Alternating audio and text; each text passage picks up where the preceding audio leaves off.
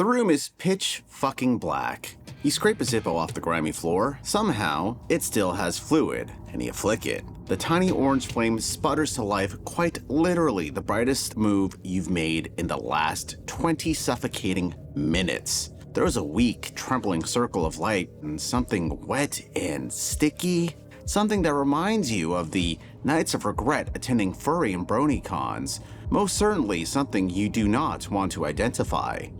Your brain is already running the highlight reel. What exact sequence of momentally stupid decisions dropped you right over here, and how the hell do you claw your way back to anything resembling out? But those questions are luxury problems. Right now, the real issue is breathing quietly enough to not give away your position, because it's out there. The thing stalking you doesn't rush, it doesn't need to. It drifts just beyond the flame's reach, patient as gravity, heavy footsteps echoing in perfect counterpoint to your pulse. The lighter trembles in your grip, panic screams to run, to shoot, to smash something, anything just to make the fear stop. But every frantic move you've made so far has only painted a bigger target on your back. The more you thrash against the dark, the tighter it coils. And somewhere in that suffocating stillness, a colder thought surfaces. Maybe the only way through isn't fighting the monster. Maybe it's stopping the part of you that's been feeding it all along.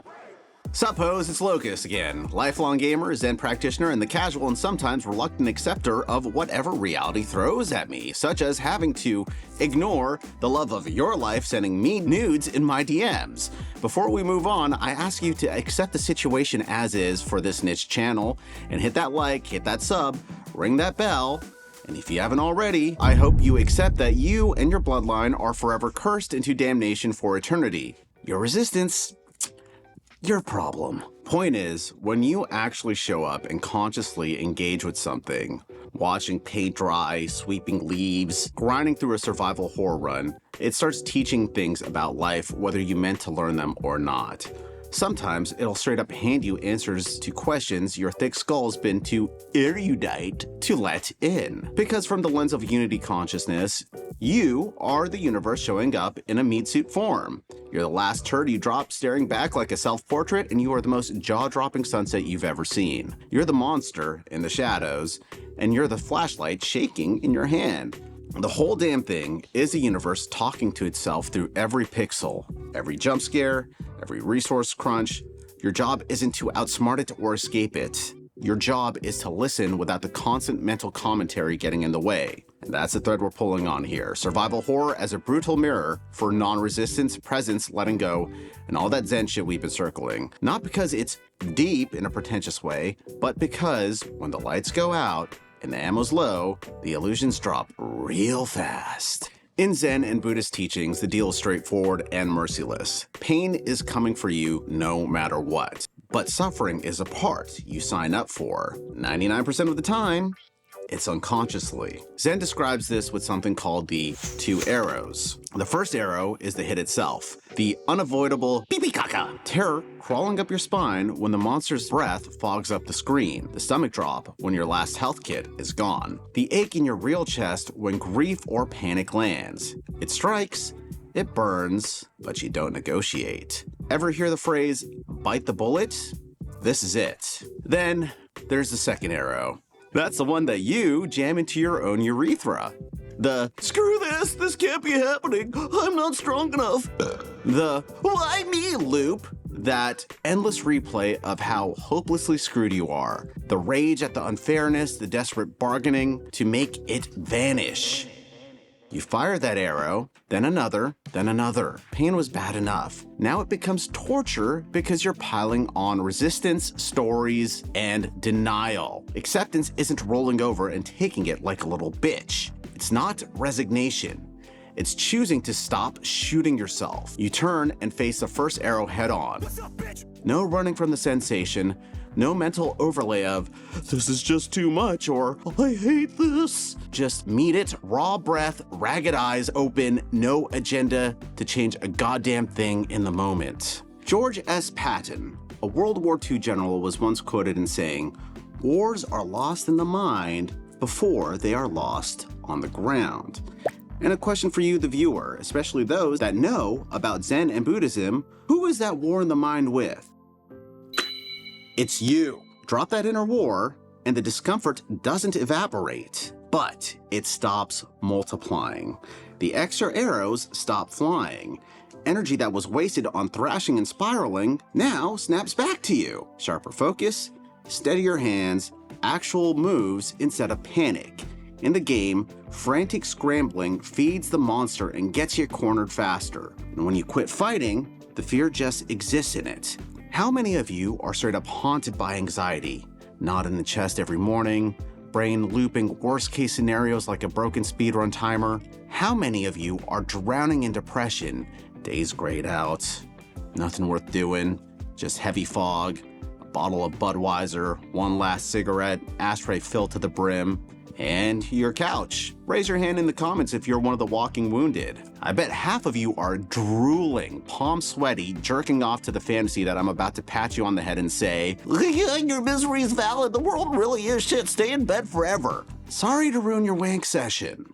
You know, I'd hate to go full on Morpheus on you. I don't believe you. But what if I told you anxiety and depression aren't real in the way you think? They're a construct the ego builds. But Locust, I don't have an ego. I'm just a fat-ass gamer weed with zero social skills that can't lift a Benjamin off the floor if my life depended on it, and my depression is chemically baked in. My dog, that is exactly your ego talking. The whole parade of labels, fat ass, weeb, socially dead, depressed loser.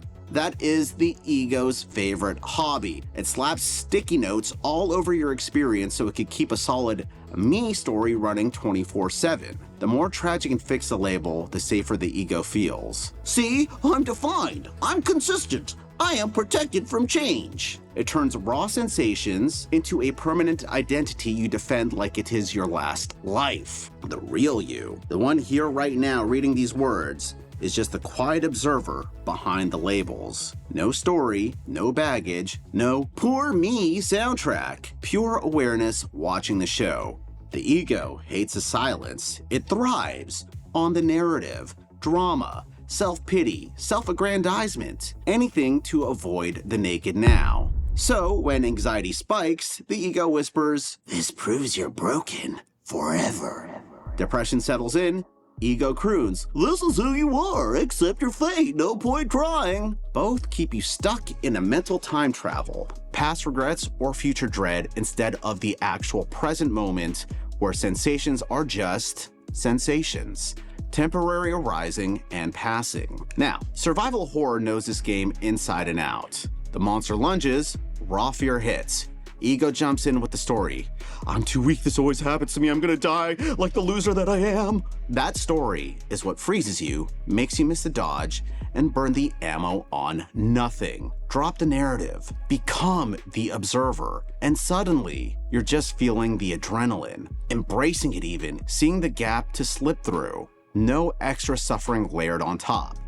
Check the Zen list in the description if you want to see deeper cuts on the ego. I've got a few vids that tear this apart more, but for now, just notice the labels popping up and see them as they are. Just ego graffiti, not the gospel. The real you doesn't need them to exist. How many of you zone out mid-game, mind drifting to tomorrow's bullshit, replaying the same dumb choice from 10 minutes ago, or just spacing out during a loading screen, and suddenly the monster's on your ass because you missed the creak of the floorboards or the low growl from the shadows? Yeah, that's a steep price tag of a wandering mind in survival horror, innit? These games don't ask for your attention, they demand it. You got sound cues, the distant scrape of metal, the wet rasp of breathing just off screen, the subtle click of a reload you did not hear coming. Inventory management, every slot counts, every herb or bullet weighed against the unknown ahead. Remembering which door you came through, which hallway loops back to the save room. Enemy patterns. Jackpot, stop. Stop. Drift mentally for even a second, let rumination or daydream pull you out, and guess what? You're dead. Reload, try again. Zen nails this with the concept of sati, plain, sharpful mindfulness, not some fancy contemplation, just keeping the mind anchored in what is actually happening right now. Awareness of the body. Breath. Sensation, sound, no floating into stories or plans, full, undistracted presence in the immediate. Then there is shoshin, beginner's mind. Straight from Shunryu Suzuki. Approach each moment fresh.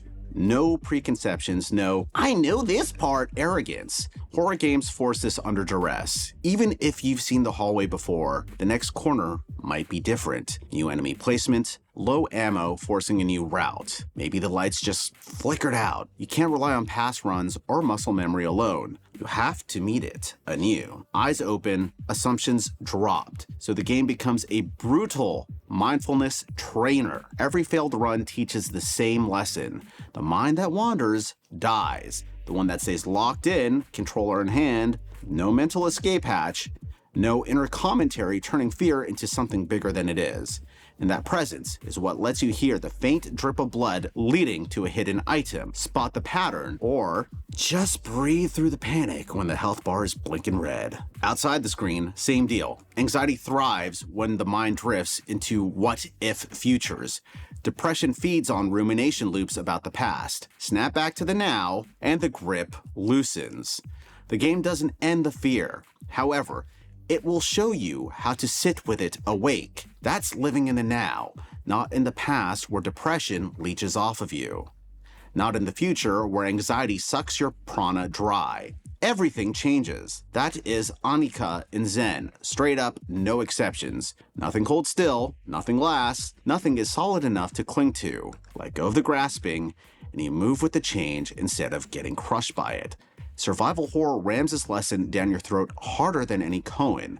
Players who cling to stability get wrecked. They hoard bullets like they'll last forever, refuse to burn the last herb because, what if I need it later? Clinging turns every change into betrayal. This isn't fair. I had this under control. Why did they change it? That resistance piles on suffering. Panic spikes, handshake, mistakes multiply by the 8th power.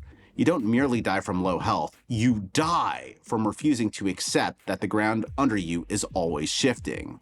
No story about how it should be. Just meet what's actually here. Letting go isn't giving up, it's releasing the grip on what was so you can faithfully respond to what is. Anika reminds us, everything arises and everything passes. Chew on that, you overgrown son of a bitch. Zen has 2 ancient practices built exactly for this. Maranasati, death contemplation, and asubha, foulness contemplation. Monks sit with corpses, meditate on skulls, visualize their own bodies rotting, bloating, turning to bone and dust. Not to be morbid, but to strip the fear of death and decay down to its bare bones. Stare at the inevitable long enough without stories or aversion, and the mind stops projecting extra horror onto it. Hell, have you guys ever done a no-nut November and began climbing the walls like Spider-Man only to learn to sit with it? This is the same exact ordeal. Even me making sure I go into a sauna for half an hour with no water at 194 degrees with the intention of learning to accept the situation I'm in works as a fine example as well. Survival horror games are the same dojo, only more grotesque, louder, and in the case of Ada Wong, sexier.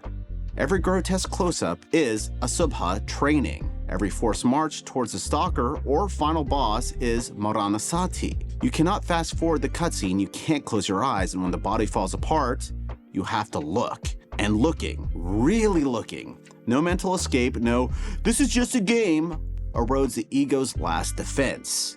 Avoidance prolongs the nightmare. Direct confrontation dissolves the power. The monster doesn't get smaller, your resistance does. That's why these games, especially played on higher difficulties without something like infinite ammo, feel strangely cleansing after the credits roll. You face the horrible without blinking, and for a moment, the real world feels a little less terrifying too. Calm balance opens the field. You see the narrow escape route, you hear the pattern shift, you time the dodge perfectly. Outside the screen, same rule. Anxiety spikes, grief hits, react with frenzy, and the spiral deepens. Survival horror becomes equanimity boot camp. Acceptance doesn't mean you like it, approve of it, or stop trying to change what can or cannot be changed. It means you stop fighting the reality, the quiet recognition that everyone is carrying their first arrow, fighting their second arrow war. You stop judging yourself so harshly, then you stop judging others the same way. Survival horror was the dojo. These real corridors are the application. The monsters don't vanish when the health bar doesn't refill. The safe rooms stay gone. But when you learn to walk them differently, eyes open, no extra suffering layered on top, freedom is not the end of discomfort. It's the end of the struggle against it. I'm Locust, and I hope you realize both the first and second arrows point to enlightenment and thereby unconditional love. And also the like, subscribe, and notification button. I'll catch you all in the next video. Jeanne.